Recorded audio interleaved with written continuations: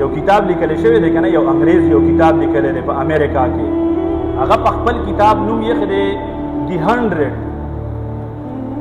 سل کسان هغه داسې راغونډ کړي دي کنه چې د هغې تاریخ یې راجمع کړی دی او تاریخ یې داسې ولا راجمع کړی دی چې دا سل کسانو انقلاب په دنیا کې راوستی دی.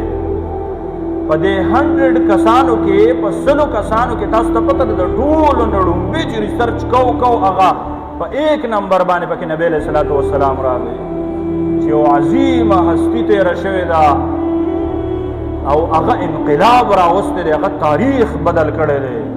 او تاریخ به څنګه بدلو؟ داسې تاریخ یې بدل کړی داسې چې فرمایي په دې مکې کې نه دی، په دې مکې کې تکې تورې تیارې وې د ظلمتونو، خلکو به لوڼه راغستې خښولې به، زنانو ته به بدترین نظر باندې کتلو، بربر طوافونه به یې د کعبة الله نه کولو، ډېر زیات جهالت و. فرمایي چې نبی علیه صلات وسلام الله کله پیدا کو که نه وي داسې رڼا شوه، داسې جهالتونه ختمېدو باندې شروع شو. لہذا مونږه تاسو له پکار دی چې د نبی علیه صلات وسلام زندګي اپناو کو. مونږه د خدیجة الکبرا رضی الله تعالی عنها د نکاح پورې وې